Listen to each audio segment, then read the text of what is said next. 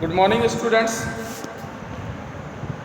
मैं अवनीश कुमार सिंह आज फिर से आप लोगों के सामने कक्षा 11 का काव्य खंड का दूसरा चैप्टर मेरे तो गिरधर गोपाल दूसरों न कोई अपग घुघरू बाधे मीरा नाचे मीराबाई का रचित यह कविता का रिवीजन लेकर के फिर से उपस्थित हुआ हूँ। तो मीराबाई के बारे में कुछ पहले जान लें हम लोग कि मीराबाई का जन्म सन 1498 ईस्वी में कुड़की गांव मारवाड़ रियासत में हुआ।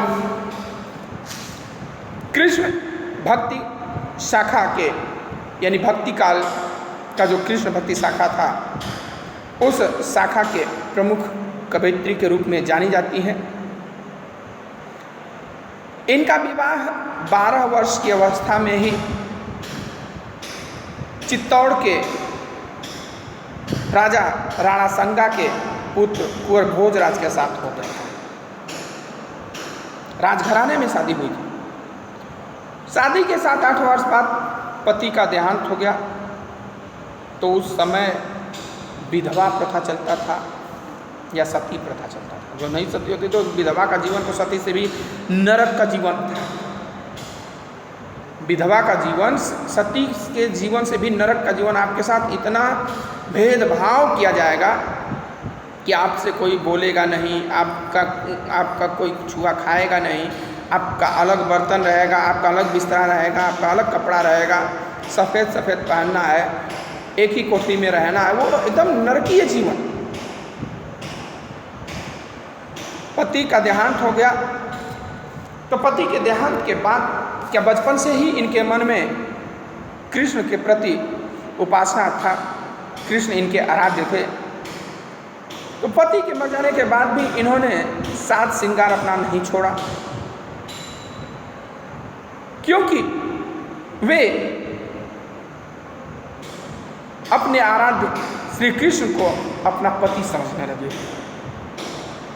और कहती है कि मेरे पति तो श्री कृष्ण हैं, मैं वैधव्य जीवन नहीं जीऊँगी, विधवा का जीवन मैं नहीं जीऊँगी, इसलिए मुझे ये साज श्रृंगार नहीं हटाना है। अब गांव समाज परिवार भाई बड़े ताना मारता, बड़े परेशान करता। अब ये गांव घर वाले चूंकि राजघराने से थी तो राजघराने से होने के कारण अब इनको राजघराने के लोग भाई थोड़ा कम बाहरी लोग बोलेंगे, लेकिन जो लोग वहाँ आते थे महल में तो देखते थे कि मीराबाई भाई पति मर गया है, सिंदूर लगाए हुए हैं, पूरा साज श्रृंगार चूड़ी वगैरह सब पहनी हुई है। तो कहते थे, तो बाहर जाकर के आवाज़ उठती थी कि मतलब हम लोगों की बहू बेटियों के साथ इस प्रकार का सौतेला व्यवहार, उनके साथ वैसा व्यवहार। भाई राजघराना को अपनी इज्जत बचाने के लिए वो इनको बहुत समझाते थे, नहीं समझती थी। तो कई बार इन्हें मारने का प्रयास किया गया कि मार ही दिया जाए, काम खत्म। और तो और ये साधु संतों के साथ बैठ करके भजन कीर्तन करती थी, सत्संग करती थी, जिससे और भी राजघराने का इज्जत माटी में मिल जाता था। तो समझाते गए तो कई बार इन्हें मारने का प्रयास किया गया। विष मिला करके प्याला में दिया गया पीने के लिए। ये पी गई और इन्हें कुछ नहीं हो, क्योंकि इनका विश्वास था कि श्री कृष्ण हमें कुछ होने नहीं देंगे। जब हमें विश्वास रहेगा तो हम कुछ भी कर लेंगे, हम उसमें सफलता हासिल कर लेंगे। लेकिन अविश्वास के साथ, अर्धविश्वास के साथ या बिना विश्वास के साथ अगर हम कोई काम करने जाएं तो सफलता उसमें हमें नहीं मिलेगी। फिर हुआ था कि नहीं, सांप टोकरी में बंद करके सांप इनके रूम में रखा गया कि टोकरी खोलेंगे सांप काट लेगा, मर जाएंगी। वो भी जब टोकरी उठाई तो उसमें फूल निकला। तो इस प्रकार से उनका विश्वास जो था, इनके जो गुरु हैं रैदास जी हैं, रैदास जी को ये अपना गुरु मानती हैं। बचपन से ही कृष्ण को अपना आराध्य मानती थी। दूर दूर तक इन्होंने यात्राएं की। चित्तौड़ राजघराने में अनेक कष्ट उठाने के बाद ये वापस मेड़ता आ गई। यहाँ से उन्होंने कृष्ण की लीला भूमि वृंदावन की यात्रा की। जीवन के अंतिम दिनों में वे द्वारका चली गई थे। द्वारका कृष्ण का घर अपना माना जाता है। माना जाता है कि वहीं रणछोड़ दास जी की मंदिर की मूर्ति में वे समाहित हुए। ऐसा कहा जाता है कि वहीं वो द्वारका में मंदिर रणछोड़ दास वहीं बैठी थी और उसी मूर्ति में समाहित हो गई, ऐसा कहा जाता है। इनका देहावसान 1546 ईस्वी में माना जाता है, यानी 48 साल की अवस्था कुल इन्होंने व्यतीत किया। इनकी जो प्रमुख रचनाएं मीरा की पदावली के नाम से संकलित है। दूसरी रचना नरसिंह रो माहेरो है। स्फुट पदों की रचना की। स्फुट पद यानी कि स्वच्छंद पद, हर एक पद इनका स्वच्छंद है, कोई दूसरे से मिला हुआ नहीं है। उन्होंने लोकराज और कुल की मर्यादा के नाम पर लगाए गए सामाजिक और वैचारिक बंधनों का हमेशा विरोध किया, पर्दा प्रथा का भी पालन नहीं किया तथा मंदिर में सार्वजनिक रूप से नाचने गाने में कभी हिचक महसूस नहीं की। ये मानते थे कि महापुरुषों के साथ संवाद, जिसे सत्संग कहा जाता है, से ज्ञान होता है और ज्ञान से मुक्ति मिलती है।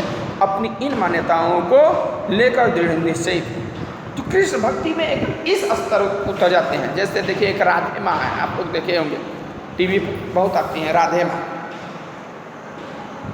वो हमेशा अपने आप को राधा स्पष्ट करती कि मैं राधा जी हूँ और कृष्ण के प्रेम में हमेशा वो श्रृंगार उंगार करके रखती है। औरत तो औरत, आदमी भी उसमें लीन हो जाते हैं। आप लोग शायद सुने होंगे या नहीं सुने होंगे, 2005 के आसपास का घटना है। एक इलाहाबाद में डीजीपी थे, deputy general of police, D.K. पांडा उनका नाम था, D.K. पांडा। मतलब वो जो कि इनके राधा के रूप में अपने आप को दर्शाते थे, तो वो डीजीपी होते हुए हर वक्त साज श्रृंगार, लिपस्टिक लगा करके, कान में बाली, नाक में नथनी इत्यादि पहन करके वो घूमते रहते थे। इतना कृष्ण के प्रेम में वो बावले हो गए थे। तो ये कहते हैं कि साधु संतों या महापुरुषों के साथ बैठ करके संवाद करने से, यानी सत्संग करने से ज्ञान बढ़ता है और ज्ञान से मुक्ति मिलती है। अपनी इन मान्यताओं को लेकर दृढ़ निश्चयी थी कि हमें ज्ञान से ही मुक्ति मिलेगा और ज्ञान हमें जहाँ से मिलेगा हम लेंगे। उसके लिए हम किसी का भी लोक लाज या परवाह नहीं करेंगे। निंदा या बंदगी उनको अपने पद से विचलित नहीं करना है। निंदा कोई करता था या कोई बहुत बड़ाई करता था, बंदगी यानी कि बड़ाई, चापलूसी, उन्हें अपने पद से नहीं हिलाता है। अपने जिस पर विश्वास किया उस पर अमल किया। इस अर्थ में उस युग में जहाँ रूढ़ियों से ग्रस्त समाज का दबदबा था, वहाँ मीरा स्त्री मुक्ति की आवाज़ बनकर उभरी। क्योंकि जिस चीज़ पर इन्हें विश्वास था कि नहीं, इसमें सांप नहीं, फूल है तो फूल ही होता था और उसी पर वो कायम रहते थे।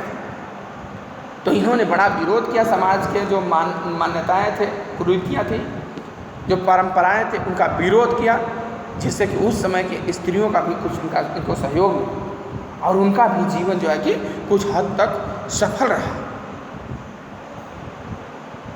मीरा की कविता में प्रेम की गंभीर अभिव्यंजना है, उसमें विरह की वेदना है और मिलन का उल्लास भी है।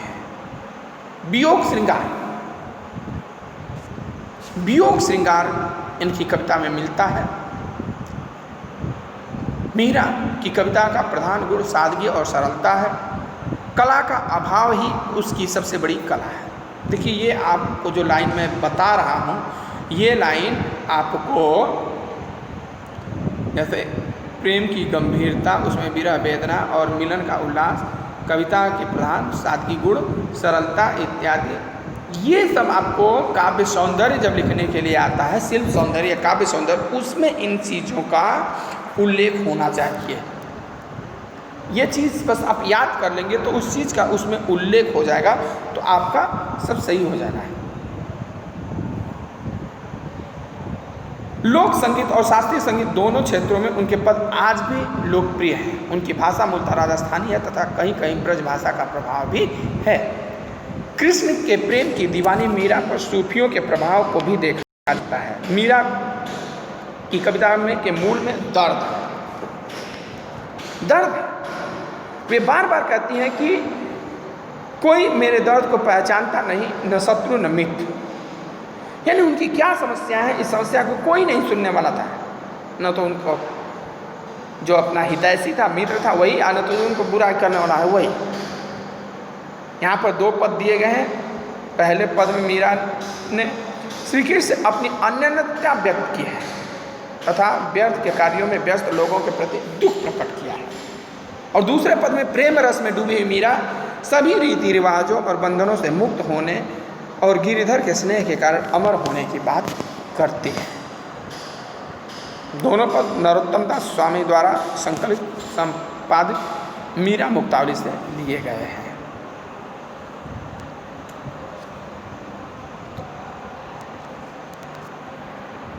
जो कविता है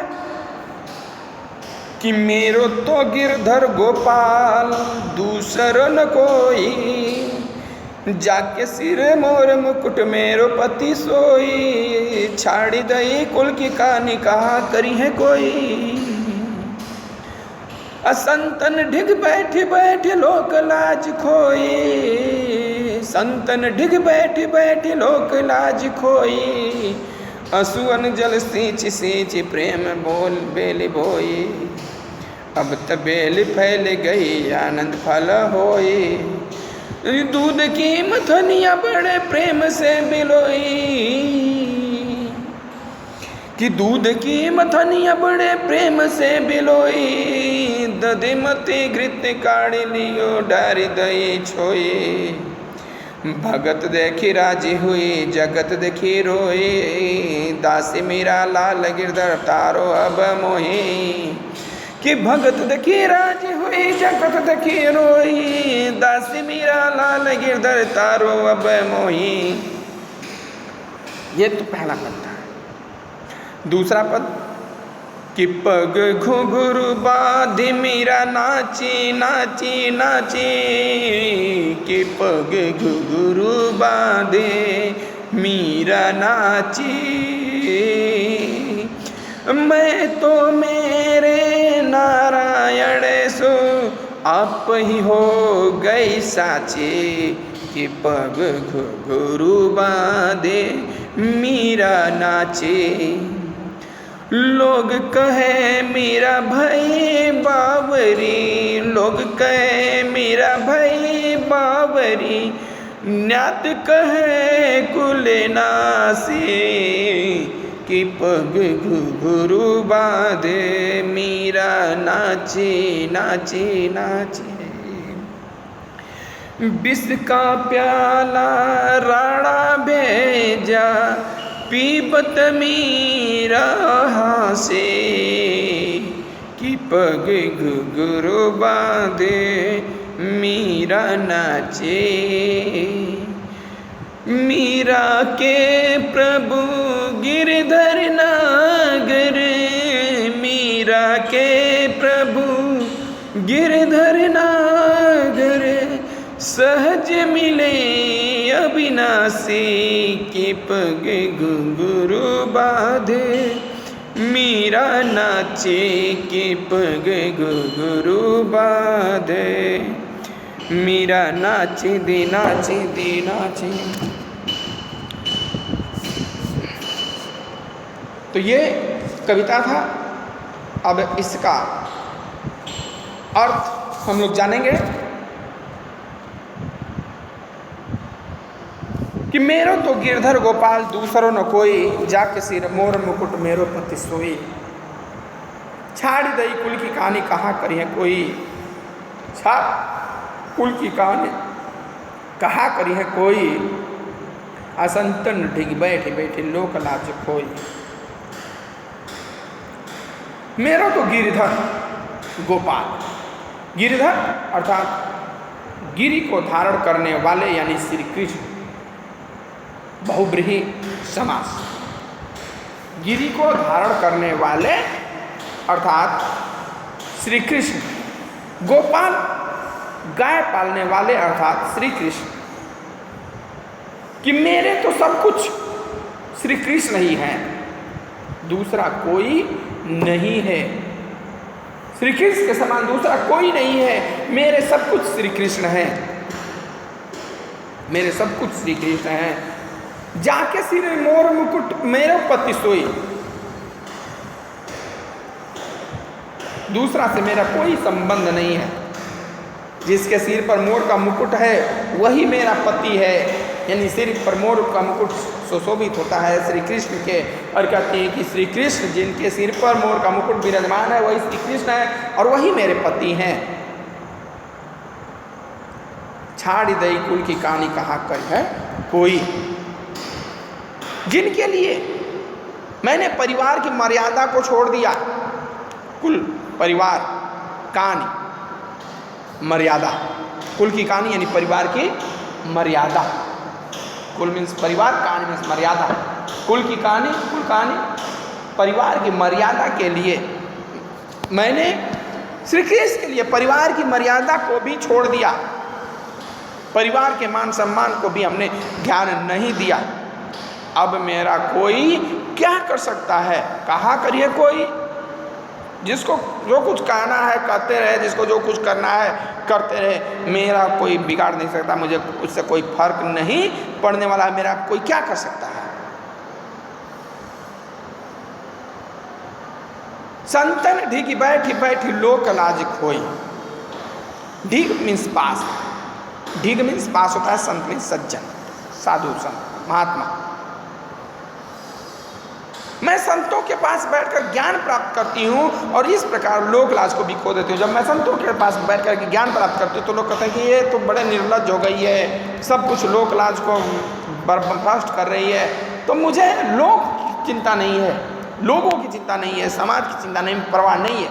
मुझे अपने आनंद की चिंता है, मुझे ज्ञान की चिंता है, मुझे अपने परम सुख की चिंता है, जो कि परम सुख मुझे कृष्ण की भक्ति में मिलता है, कृष्ण के प्रेम में मिलता है।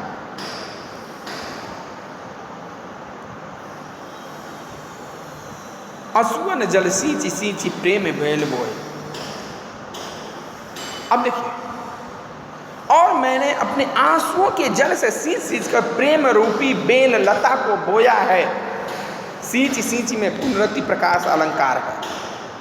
सींची सींच बैठी बैठी में पुनरुक्ति प्रकाश अलंकार। कुल की कहानी कहा करिए कोई अनुप्रास अलंकार है।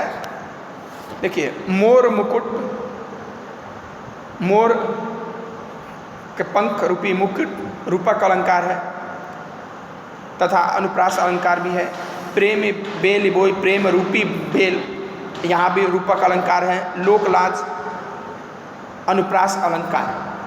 तो इस पद का अगर आपको काव्य सौंदर्य बताना होगा तो क्या बताएंगे? शिल्प सौंदर्य, काव्य सौंदर्य। यहाँ अलंकारों का प्रयोग है, विभिन्न विभिन्न अलंकार आप दिखा देंगे कि मोर मुकुट मेरे में अनुप्रास अलंकार, कुल की कहानी कहा करिए में अलंकार अनुप्रास अलंकार, बैठ बैठ में पुनरुक्ति प्रकाश अलंकार, लोकलाज में अनुप्रास अलंकार, सींची सींची में पुनरुक्ति प्रकाश अलंकार तथा प्रेम में बोल बेली में रूपक अलंकार का प्रयोग किया गया है।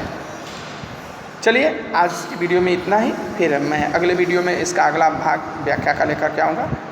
धन्यवाद।